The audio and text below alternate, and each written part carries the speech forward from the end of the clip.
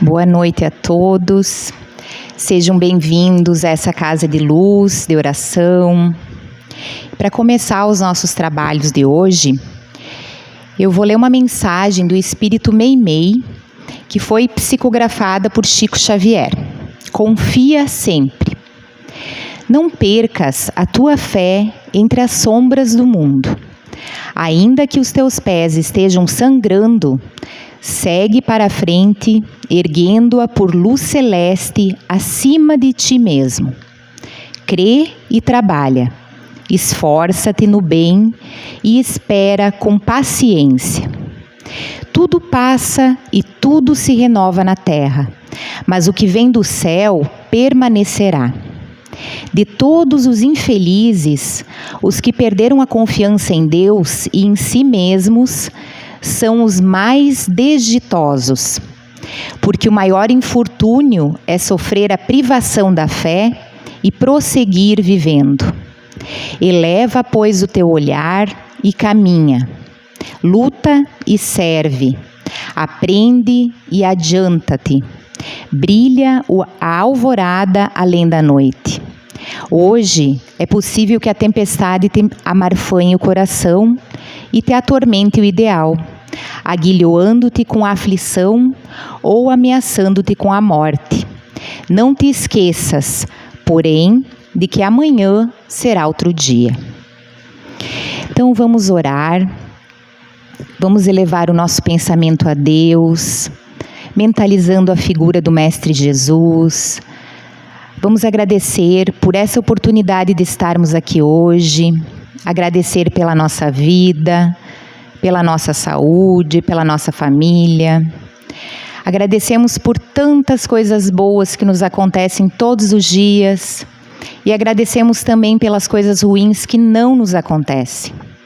Pedimos que a espiritualidade maior nos intua, nos auxilie durante esta noite, para que a gente consiga compreender um pouquinho mais sobre esse tema e que a gente consiga sair daqui melhores do que chegamos. Que Jesus fique conosco hoje e sempre, que assim seja. Vamos falar um pouco hoje sobre fé. A definição de fé pelo apóstolo Paulo. A fé, ela consiste na firme confiança, na certeza daquilo que se espera, na convicção daquilo que não se vê. E quando será que a fé, ela surge em nós? Nós já nascemos com esse sentimento e a gente vai levar ele para as nossas vidas futuras. É a consciência que nós temos das faculdades que foram depositadas, que foram plantadas lá no nosso íntimo, que no começo pode estar em estado latente, mas que cabe a cada um fazer desabrochar e crescer pela ação da vontade. Ela está presente nos seres humanos desde a criação, mas ela necessita ser desenvolvida. No começo, a gente apenas acredita. Depois, a gente vai acreditando, começa a compreender e, no fim, a gente acaba também vivenciando. A palavra fé, ela tem muitos sinônimos. No dicionário, a gente vai encontrar que ela pode ser uma crença inabalável em algo, um credo, uma convicção. A gente pode encontrar também que pode ser no sentido de um conjunto de dogmas religiosos, de uma doutrina. Ela pode ser uma comprovação de um fato, uma garantia, uma prova, um testemunho. Pode ser uma fidelidade a promessas, a um compromisso. Pode ser para dar credibilidade, para dar certeza. O pessoal lá do cartório, quando ele coloca nos documentos aquele carimbo, né, escrito "dou fé", essa fé, ela não é da religião. Eles estão dando a certeza absoluta que aquele documento, que aquela assinatura, ela é válida, ela é legítima. E quando a gente diz, eu tenho fé que o meu time vai ganhar, isso é esperança, é essa confiança absoluta em algo. Tem também aquela música que o Roberto Carlos fez para o Erasmo, se eu não me engano, que é a música Amigo, aonde ele diz, você, meu amigo de fé, meu irmão camarada. E eles não frequentavam a mesma religião, a mesma igreja, então não é nesse sentido.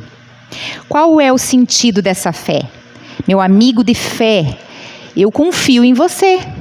Para você, eu entrego meu cartão de crédito com a minha senha, porque eu confio, porque eu tenho essa segurança.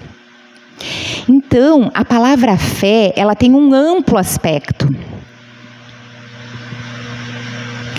Jesus, ele nos mostrou quanto pode o homem que tem fé, que tem aquela vontade de querer e a certeza de que a sua vontade ela vai se cumprir.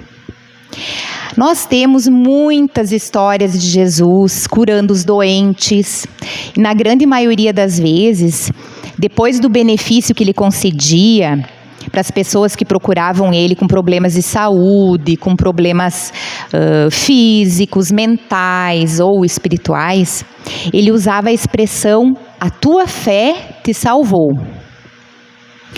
E por que ele dizia isso? Porque a vontade e a confiança, elas são fatores muito poderosos no desenvolvimento e na iluminação da nossa vida. Nós precisamos querer e precisamos confiar. Todo mundo já escutou aquela história, deve ter escutado aquela história que está no Evangelho de Marcos, lá no capítulo 5, versículo 25 a 34, da mulher que teve um fluxo de sangue por 12 anos. Ela tinha ido a muitos médicos, ela foi expulsa de casa, porque ela era considerada impura nesse período que ela sangrava. E ela não podia tocar em ninguém, ela já estava totalmente desanimada, deprimida, não tinha mais recursos. Quando ela ouviu falar de Jesus, então ela resolveu ir à procura dele. E quando ele passou junto com a multidão, ela conseguiu se enfiar lá embaixo e tocar num pedacinho da túnica dele. E tão grande foi a energia de cura que saiu de Jesus, que ele percebeu e ele perguntou, quem tocou em mim? E os apóstolos, eles até falaram, mas mestre, você está no meio da multidão, muitas pessoas te tocaram. Ele disse, não, o poder saiu de mim. Quem me tocou? E ela, então, muito envergonhada, lá se escondendo, com muito medo do que podia acontecer, ela se aproximou e ela contou para ele tudo o que tinha acontecido com ela. E ela disse que ele não se preocupasse porque ela não ia deixar ele impuro, que ela só tinha encostado num pedacinho do manto dele, mas que ela já tinha melhorado, que ela tinha sido curada. E ele disse, não foi o meu manto que curou você, foi a tua fé. A tua fé te salvou. Vai em paz. E por que esse gesto tão simples fez ela alcançar a cura? Não foi pelo fato de encostar na veste de Jesus, mas por causa da fé dela. Aquela fé dela foi um ato de confiança em Deus e confiança na cura. Se ela tivesse tocado a veste de Jesus sem fé, nada disso teria acontecido. Ela se curou quando ela foi ao encontro dele e ela se ligou a essa fonte amorosa de Jesus. Ela se alimentou daquele poder, daquela energia dele que a gente chama de irradiação fluídica. E Jesus, ele falava muito sobre a fé. A fé que transporta montanhas. O que a gente pode dizer dela? A fé transporta montanhas é o título do capítulo 19 do Evangelho segundo o Espiritismo, de Allan Kardec, que nos traz, no começo do capítulo, uma reflexão sobre o poder da nossa fé.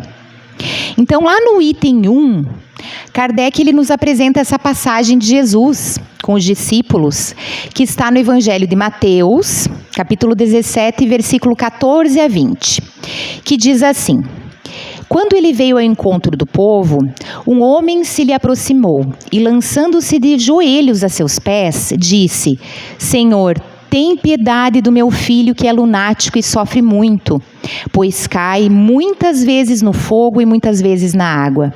Apresentei-o aos teus discípulos, mas eles não o puderam curar. E Jesus respondeu dizendo: Ó raça incrédula e depravada, até quando estarei convosco? Até quando vos sofrerei? Trazei-me aqui esse menino. E tendo Jesus ameaçado o demônio, este saiu do menino, que no mesmo instante ficou são. Os discípulos vieram então ter com Jesus em particular e lhe perguntaram: por que não podemos nós outros expulsar esse demônio? Respondeu-lhe Jesus: por causa da vossa incredulidade. Pois em verdade vos digo, se tivesseis a fé do tamanho de um grão de mostarda, diríeis a esta montanha: transporta-te daí para ali, e ela se transportaria, e nada vos seria impossível. Esse episódio, ele aconteceu na manhã seguinte ao da transfiguração. Jesus tinha subido ao monte para orar com Pedro, João e Tiago. Eles passaram lá à noite. E a transfiguração foi o momento que Jesus se iluminou, apareceu Isaías e Moisés ao lado dele. Então eles passaram lá à noite e na manhã seguinte eles desceram e encontraram os 9 apóstolos, os outros 9, cabisbaixos, estavam lá confusos, porque eles não tinham conseguido atender ao pedido desse pai para auxiliar o filho. E esse menino, ele sofria de ataques epiléticos, causados pela presença de um espírito que fazia ele ter convulsões e ficar mudo e surdo. Muitas vezes isso acontecia em lugares que eram muito perigosos para o menino, dentro da água ou perto da fogueira. E os discípulos, eles estavam frustrados, porque eles não tinham conseguido entender como que em outras ocasiões eles conseguiram expulsar os espíritos, mas não nesse caso. E o pai até disse para Jesus que isso acontecia com o menino desde que ele era pequeno. E mais tarde, então, os discípulos perguntaram para Jesus a razão deles não terem conseguido expulsar aquele espírito. E Jesus diz que é porque eles não tinham fé suficiente para isso. Então Jesus, ele diz que a fé, ela possui o poder a ponto de transportar montanhas, ainda que seja pequenininha como um grão de mostarda. Porque não é algo que a gente adquire de uma hora para outra. A fé, ela se desenvolve com o trabalho, um trabalho incansável na prática do bem. Ela exige esforço, ela exige dedicação, perseverança, mas a gente pode transportar montanhas com a nossa fé. E o que seriam essas montanhas? Essas montanhas são as nossas dificuldades, são as nossas resistências, a má vontade e tudo aquilo que é um atraso para a nossa evolução espiritual. O orgulho, a vaidade, a avareza, a ganância, o preconceito, o apego às coisas materiais, o fanatismo, as paixões desordenadas. Todas essas coisas, elas barram o nosso caminho para o nosso progresso. E todas essas dificuldades que a vida nos apresenta, elas são as montanhas que nós precisamos mover com a nossa fé. Kardec nos fala sobre a fé robusta e a fé vacilante. Ele diz que a verdadeira fé, ela é forte, ela é confiante, perseverante. Ela fornece uma energia e os meios que a gente precisa para vencer os obstáculos, sejam eles pequenos ou grandes. Agora, a fé vacilante. Porque, será que a fé vacilante existe? Porque sendo fé, a gente pensa que não poderia ser vacilante, né? Mas Kardec está se referindo especificamente, nesse caso, à fé religiosa, nos adeptos de uma religião. Então, ela é uma fé que não acredita nas suas forças para vencer as dificuldades. A pessoa tem incertezas. A fé robusta, nós podemos imaginar como uma criança aprendendo a andar. A gente não lembra, a gente não se traumatizou, mas quando a gente estava dando os primeiros passinhos, a gente tinha a certeza absoluta dentro de nós que a gente ia conseguir fazer aquilo. Não importava os tombos que a gente tomava. A gente caía, levantava, e mesmo com uns passinhos vacilantes, a gente tinha algo lá dentro de nós que dizia, você vai conseguir. E a gente foi, aprendeu a andar. Isso é a fé robusta. Como a fé vacilante, a gente pode imaginar mais no sentido da crença mesmo, em que a pessoa crê, mas ela não crê muito.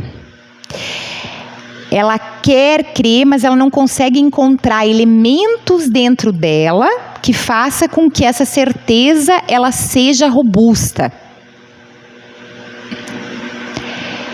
Kardec também nos fala no item 3 que a fé ela se traduz na confiança que a gente tem para realizar alguma coisa, na certeza de alcançar um determinado fim. Ele diz que essa fé ela nos dá uma espécie de lucidez que nos faz ver no nosso pensamento a meta que a gente quer alcançar e como que a gente faz para chegar lá. E que com essa fé a gente vai se sentir seguros. É como se a gente fosse caminhar num lugar, não tivesse o celular, que hoje faz tudo, a gente estivesse lá nesse lugar com um mapa. Ou lá no meio do mar, utilizando uma bússola em mar aberto. Então a gente está sendo orientado. Isso é a fé. Vai nos orientar, vai nos dar segurança. E ele continua, Kardec, falando nesse item, sobre a fé sincera e verdadeira, que ela é sempre calma. A fé sincera e verdadeira, ela sabe esperar. Ela se apoia na inteligência e na compreensão das coisas. Muito diferente da fé vacilante, que ela é fraca, e por isso ela tenta suprir essa força que falta com a violência. Porque quando a gente tem calma numa luta, a gente é um sinal, essa nossa calma é um sinal de força e de confiança. Se a gente tem confiança e tem força, a gente vai ficar calmo. Mas enquanto que a violência, ao contrário, ela vai indicar uma fraqueza, ela vai indicar uma insegurança, uma incerteza, uma dúvida, né? As pessoas geralmente quando são violentas, elas têm essa insegurança, elas não confiam muito. Elas não têm essa força e essa confiança nelas mesmas. Kardec diz para a gente não confundir fé com presunção, que é deduzir como certo ou verdadeiro alguma coisa. Porque a gente deve lembrar que a fé, ela é humilde. Aquele que tem fé verdadeira, ele vai confiar mais em Deus do que nele mesmo. Porque ele sabe que nada pode sem Deus. E é por essa razão que os bons espíritos, eles vão vir auxiliar também. A presunção, ela é muito mais orgulho do que fé.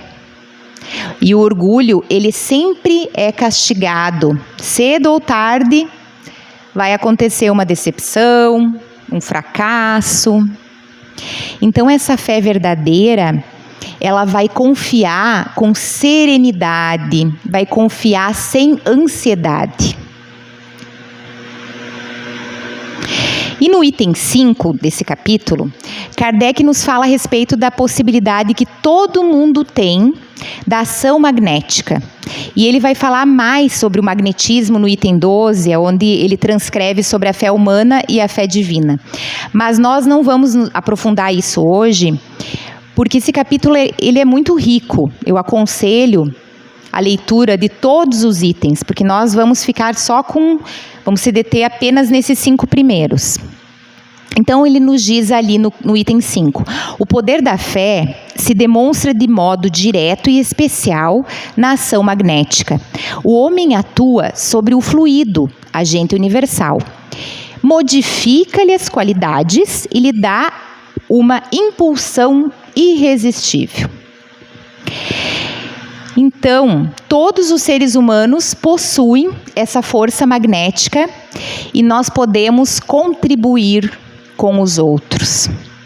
Principalmente se a pessoa que está movimentando essa força magnética, ela está sendo impulsionada por uma boa vontade, pela fé, pelo amor verdadeiro. Coisas impossíveis são realizadas.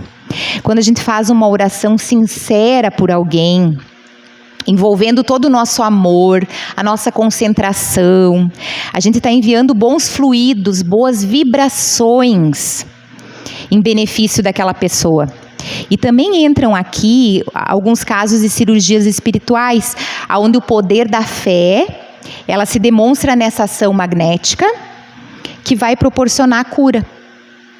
Muitas coisas que acontecem, que chamam e chamavam de milagres, simplesmente são movidos por essa força intensa que as pessoas têm de movimentar a sua ação magnética em favor de um outro.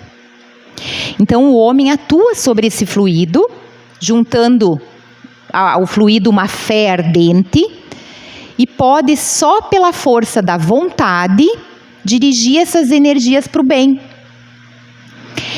operando esses fenômenos de cura que a gente chama de milagre, mas que não passam, na verdade, de um efeito de uma lei natural. E foi por isso que Jesus disse para os apóstolos que se eles não curaram aquele menino, foi porque eles não tinham fé nem do tamanho de um grão de mostarda. E a semente de mostarda? Olha o tamanho desse grãozinho. Assim falou Jesus: se tiverdes fé do tamanho de um grão de mostarda. Mas por que ele não recorreu a outros símbolos? Jesus podia ter destacado a grandeza da fé buscando quadros mais sugestivos. Mas ele se utilizou dessa sementinha do grão de mostarda para nos dizer que se a gente não reconhecer a nossa pequenez diante do eterno amor e da eterna sabedoria, a gente não vai conseguir acumular entendimento e nem confiança que são necessários para ter fé. Além disso, ele nos passa que a fé, ela não precisa ser grandiosa, algo fora do comum. Basta que ela seja verdadeira. Se a sua semente for plantada num solo fértil, se ela for fecundada, desenvolvida, exercitada, ela vai ser capaz de dar bons frutos. À medida que a gente trabalha a fé, a gente exercita ela, à medida que a gente vai fortalecendo, vai crescendo a nossa fé, até que possa chegar ao ponto de transportar montanhas. O evangelho utilizado por Kardec, ele nos traz essa passagem mencionando o tamanho de um grão de mostarda. Mas os textos hoje em dia que trazem diretamente do grego, ou mesmo algumas traduções da Igreja Comum nos dizem, aparece a fé é como um grão de mostarda. Então, não é a questão do tamanho apenas, mas é uma questão de qualidade. Jesus enfatiza isso. Ou seja, pode ser pequeno, mas é eficaz, porque se plantado, vai crescer. E cada semente vai crescer conforme a sua potência, conforme a sua característica. Uma se desenvolve mais rapidamente, outras mais lentamente, assim como a nossa fé.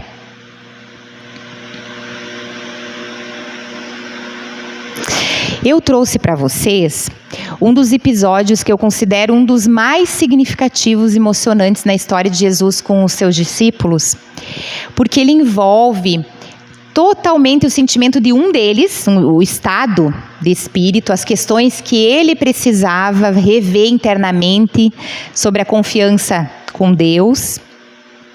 Esse episódio é do The Chosen, da série, e ele fala com Pedro, vocês vão ver, e ali nesse episódio, Pedro tinha passado por uma situação bem difícil, que ele ficou fora bastante tempo seguindo Jesus, e depois ele descobriu que a esposa dele tinha perdido um bebê, ele não sabia, ela estava muito triste, ela não falava para ele o que era, ele estava passando por muitos questionamentos, ele estava revoltado, não estava acreditando em nada.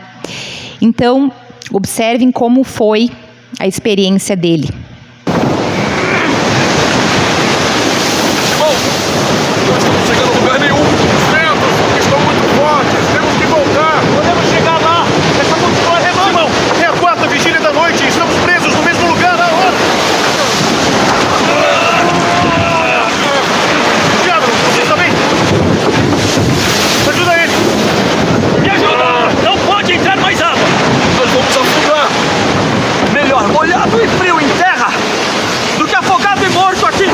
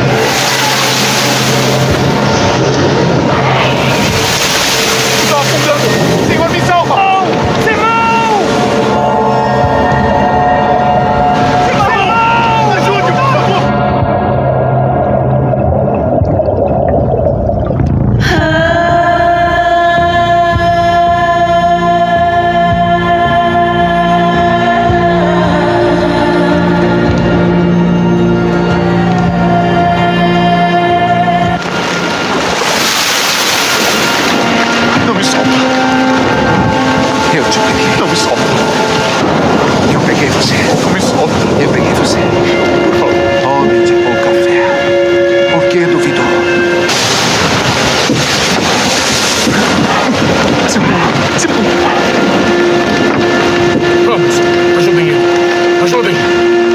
Por favor. Por favor. Por favor. Não me solte, por favor. Desculpa.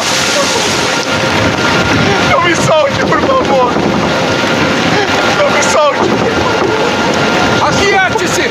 Acalme-se!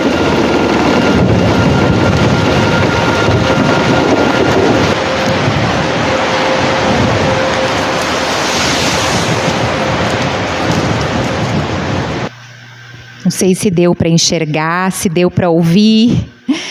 Talvez não muito bem, mas Jesus diz ali: por que você acha que eu permito provações?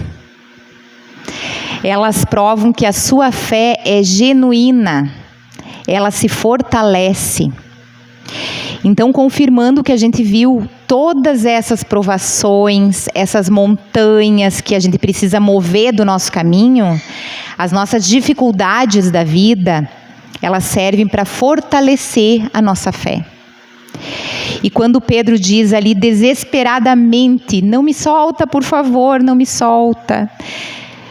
Quando ele realmente foi humilde o suficiente para reconhecer a sua pequenez diante do amor e da sabedoria de Jesus, aí ele conseguiu entender e conseguiu confiar.